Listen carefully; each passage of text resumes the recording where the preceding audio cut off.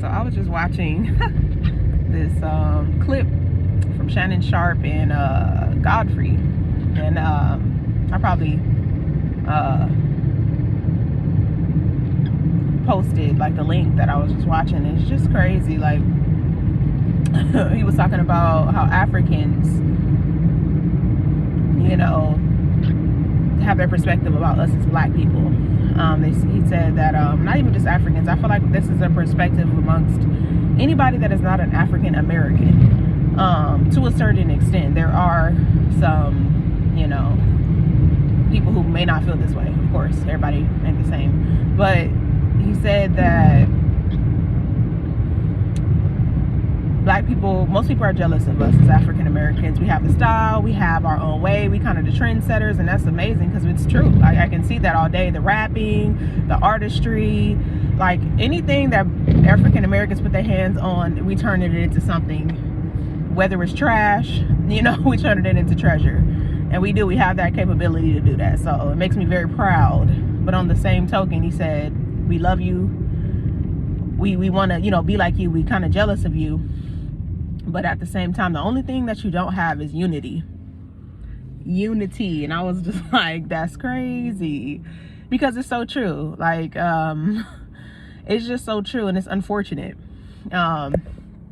Many people cannot connect because of, there's a lot of issues that disconnect people from being united. A lot of it can be, it's funny because even in our own community of African Americans, there's jealousy, there's envy, there's misinterpretations, there's miscommunications, there's lack of communication, it's assumptions, there's all this stuff that would cause us not to be unified. And some people will not unify with people based on the simple fact of a person not being solid, and I feel like that's an accurate thing. Then there's on the other hand where people are not unifying with other people out of negative character traits because they're not healed, because they have issues within, and they choose not to act or do anything to combat those issues. Instead, it's a take me as I am type deal, or I'm going to focus on everybody else instead of myself. And before you know it, by the time you're 30 or 40 years old, you acting still like a whole teenager. And nobody who's a mature adult grown person who's actually trying to create unity, trying to open businesses, trying to create a sisterhood or a brotherhood is going to connect with somebody who has a childlike mentality. You know, so it's just really hard for people to be unified because people have a lot of issues within. A lot of people are not humble. A lot of people are not working on their healing. A lot of people are not being delivered from stuff because they just don't want to do the work. It's very hard for some people, but everything is hard. If you're not going to do the work, that's still going to make your life hard. If you do the work, it's going to make your life easier. It's going to be hard for probably a good amount of time, because when we grow up and all the things that we've been exposed to, the things that we've exposed ourselves to, the things that people have said to us, things that have done to us, we have a lot of trauma. So if it took you from your childhood even up to your adulthood, when you actually got to a point where you received information that you knew you could do better, that could be over 20 years. So you have 20 years of trauma, 20 years of just, you know, bad interactions in life, you know, and just trauma and things that have just really taken you back. And it could be something deep, you know, very deeper than the next person that's gone through. But because you look at that, and because now you're in a new space, you're in a new territory, you want to, you know, you actually have the information, you run across somebody, you meet them, you might even run across a video, you might run across a scripture, you might run across a sermon that you sat in at church and it's just making you think differently. And you're like, dang, I'm a part of my problem. Even though I have a lot of things that have happened to me, I'm still contributing to my demise. So you start to kind of think like, okay, there's some changes that need to happen. But the sooner you start the work, you start to see that it's hard. It looks easier said than done, because it is hard. There's no doubt about that. It's not going to be easy, but the work is going to be hard. It's going to make you start looking at yourself like, hold up, I'm not the person. I'm not the oppressor. I'm the victim. So no, I'm not going into that territory in my life. I'm not giving that space to God. I'm not dealing with that. So I'm gonna back out and I'm gonna just go, you know, I did a little bit. So I'm gonna just stay right there. I did something that's gonna count for something that's gonna change. And you keep going in. It's like you go into a pool. You gotta go 20 feet deep It's not going to be easy. It's going to be very uncomfortable. It's going to be hard. You're going to probably come back up for air because you don't feel, that's not your place of comfort. So you go maybe 2 or 3 feet deep every time, and you just keep coming back to the shallow end instead of just keep going deep, trusting yourself and trusting God that he knows what he's doing.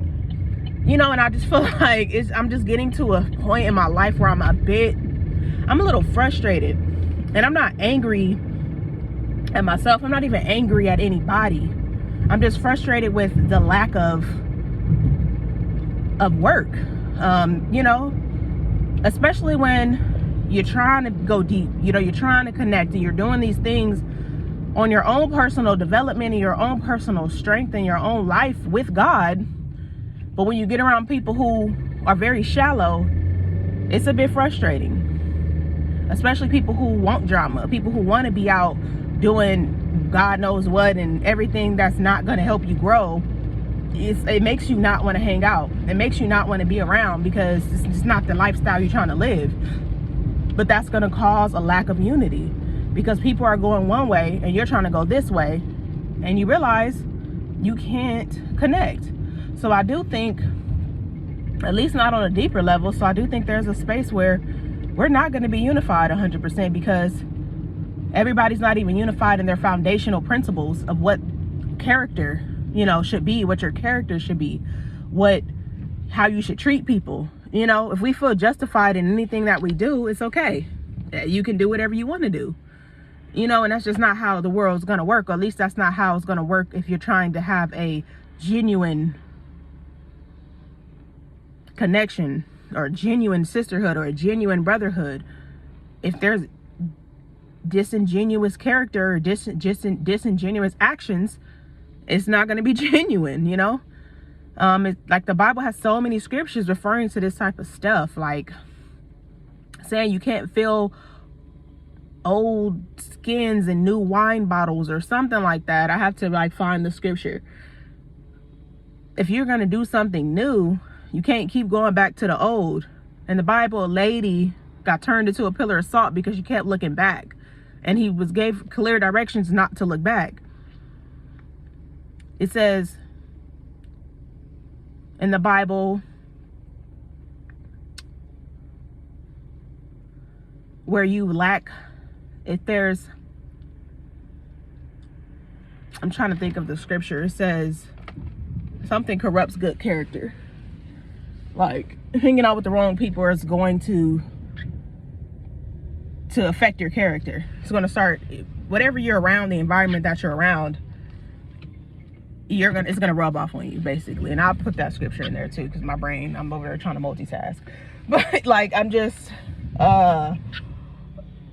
moral company corrupts good character. There we go. But yeah, I just it's just so interesting. Just hearing that, it just really, the reason why we're not gonna have unity is because we're prideful. The reason why you're not going to have unity is because people are going to lack just being honest with themselves. Maybe you just was a bad person. You know, you did some bad things. I ain't even going to say you're a bad person. You're a person who made bad choices. But when it's a possibility, if you can make a bad choice, it's a very strong possibility you can make a good one too. Restoration is in the business of God. God is in the restoration business. So he doesn't have a hard time dealing with your mistakes. He doesn't have a hard time taking you from one place to another, because that's what deliverance is. When the Israelites escaped and they went through the water, everybody's seen the movie Prince of Egypt. And when they went through, you know, when Moses parted the Red Sea and they went through, that was their space of deliverance. But theirs was active. It was actual action, you know, being taken. Opened up the sea. Lots of people just walked through it, because he's delivering them from their state of slavery into a space of freedom. But unfortunately, because they weren't unified in what God was telling them to do, it took them 40 years when it should have been, honestly, maybe a month or 30 days, or I can't remember the amount. Because people weren't unified. People worshiping false gods and operating in a witchcraft and probably over here having confrontations with each other and complaining and murmuring. And yeah, it's just not, we'll never see unity until we actually humble ourselves before the Lord and actually stick to his word. There's people who are definitely unified without God, but this isn't for them. This is for those who genuinely want a relationship with God and love God and want to do it according to his will, because his will is the only way we're going to prosper. His will is the only way we're going to make it to heaven. There's no other way. I don't care what people, how it look, what it looked like, how cute the cute crystals and the sage and all that. It looks cute, it feels good because you're actively doing something, but you can actively do things in the will of God as well to get major results. Now, God's timing, that's his business. But what's our business is following his will, his laws, his precepts, making sure we're on point with that. And yeah, that was, it just makes me feel very frustrated, you know. And it's not an in or out thing. We ain't gonna be unified one day and then another day you feeling some type of way, you acting weird, you being strange, you being disconnected. And it's not when you're going through something, oh, you need time. Everybody needs time and space to themselves. But it's a difference from you treating people poorly and you needing space because you need to go through whatever God is putting you through and whatever you need to deal with. So we're not going to be unified. Two cannot walk together unless they agree. And most of us are in disagreement with each other. One person says left, the other person want to go right. But if you actually focus on the will of God, that means it takes all of our will out of it. It takes my perspective out of it. It takes the next person's perspective out of it. It takes my choices, my thought patterns, my conclusions, my opinions, all out of it if we all kind of stick to the same script, which is the will of God, which is his word and what he requires us to do. If we stuck to that, we stick to what the word tells us to do, we'd all be unified. We'd all have the community that we long for. We'd all have the love that we long for. We'd all have the connection that we long for. So many people are hoarding other people. That people are trying to be this all end all for everybody's life. You're not God, so you can't do that. I've always made this saying, if somebody wants to walk out my life, the door is open. Always. I'm not going to always keep access for you to come back in, but in some circumstances, yeah, the door might always be open for you to come back.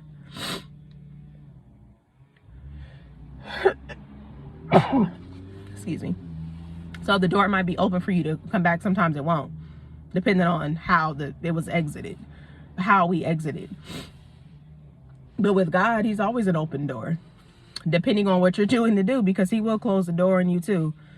There's boundaries that he's just not going to cross. And there's things that he's always going to stand on. His word is never going to come back void. He's never going to renege on his word. And that's what I love about him, because he's just solid. Like, I said what I said. Either you like it or you don't. I don't care about your feelings.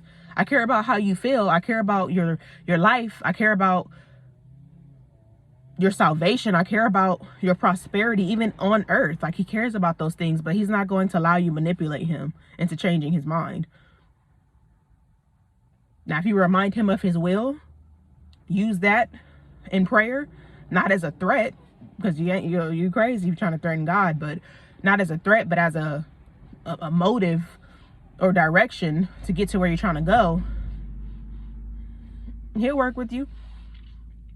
But one thing he's not going to do is be manipulated. That's not unity on his behalf. You're not unifying yourself in his word. You're not unifying yourself with the connection and relationship with God. But yeah, we are not unified. And it's really because we're all prideful and we got some issues within that we don't want to deal with. We're going to keep staying on this shallow end. Deep calls unto deep. So if you want to have a deep, genuine relationship, friendship, marriage, it's going to cause you to go deep. And you're going to have to go deep. It's scary. It doesn't feel comfortable. It's not going to feel comfortable. You're going to be crying a lot. You more than likely are going to need a lot of support, especially if you've been through a lot. You might need to go to therapy. You might need medication, and that's okay. Nobody prepared you for what you was going to go through. But people are preparing you to get out of it, but you just don't want to listen. And the more you stay in these shallow ends, everybody that you see who's going deep, you're just going to keep feeling left behind. And everybody who going deep always want to come back and reach their hand back out.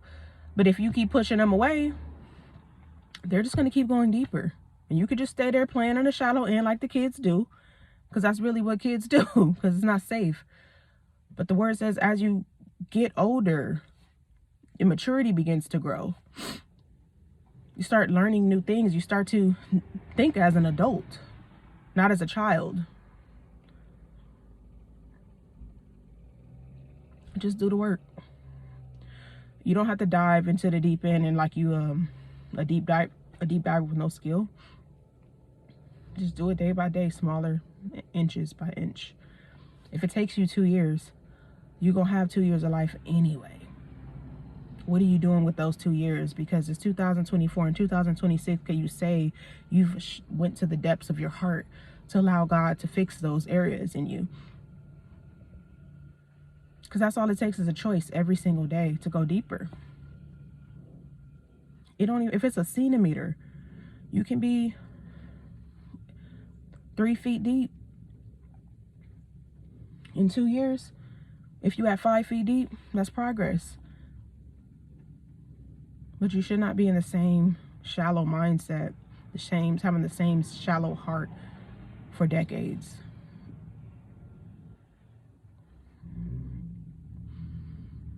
Just humble yourself and do the work.